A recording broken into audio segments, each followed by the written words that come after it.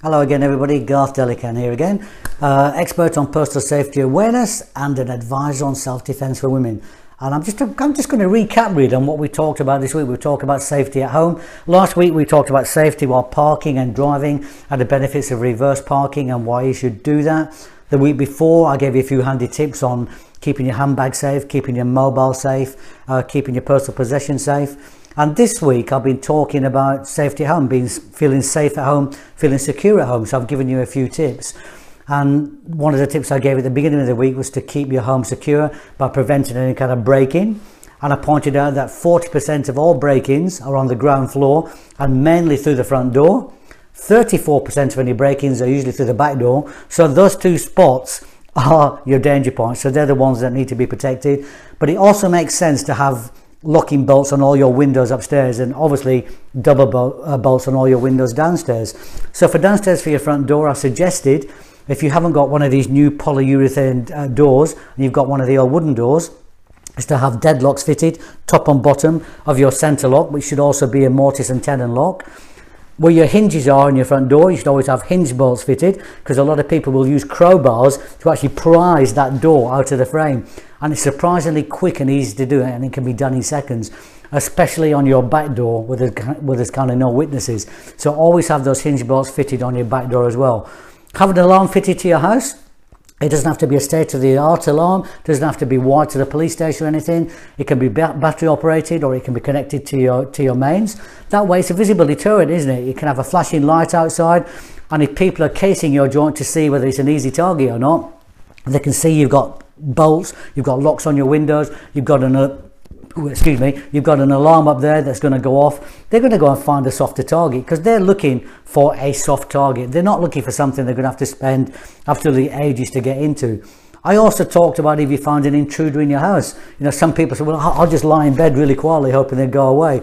I don't really kind of advise that. I would actually get up, make a lot of noise, turn all the lights on, you know, shout out to an imaginary colleague. And if you're a female living by yourself, you know, just call out a man's name to make the person downstairs think, or wherever they are, to think that there's a male in the house. And don't forget, if you disturb them, they're going to do a runner out that back door. They're not going to want a confrontation. You know, these people they're opportunists. They're looking for soft targets. They want to get in and out in minutes. They just want to nick your valuables and get out of there. They do not want a confrontation.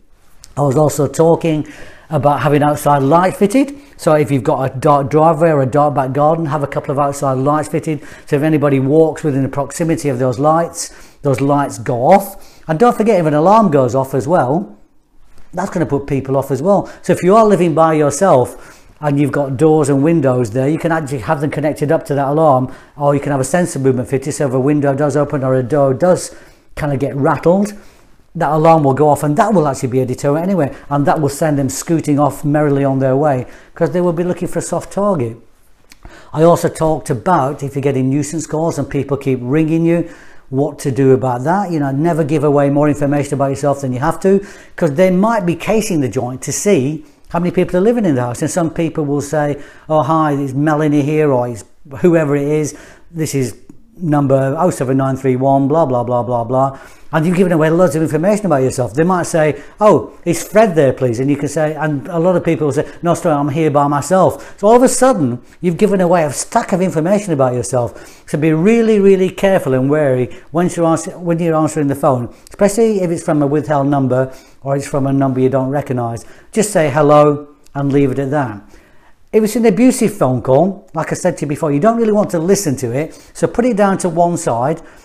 That way you can let them you give them a chance to say what they want to say, because their reaction is, they're looking for frightened reactions, they're looking for anxious reactions of people. Oh, what are you ringing me for? Why are you calling me?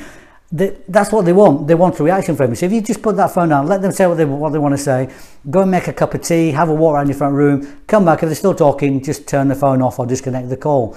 If the calls keep coming through on a regular basis, buy yourself a call blocker so you can actually monitor all that and have those calls blocked. If they still keep coming through by some quirk of fate or for whatever reason, you can report it to your service provider and you can get it traced or blocked.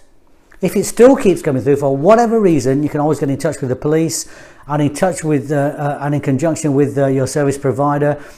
you'll be able to put a stop to it. So the idea is not to be paranoid, not to be scared, not to be frightened. It's about taking sensible precautions. Because I've said in all my videos, I would rather be safe than sorry.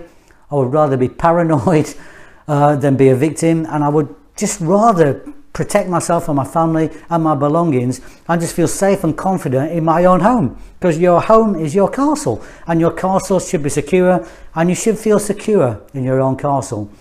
If you'd like to know more about what I talk about, and you'd like to know all the different subjects I cover, I do come into companies and corporates and I do workshops on these. I do talks. If you'd be interested in having a talk, please do get in touch with me.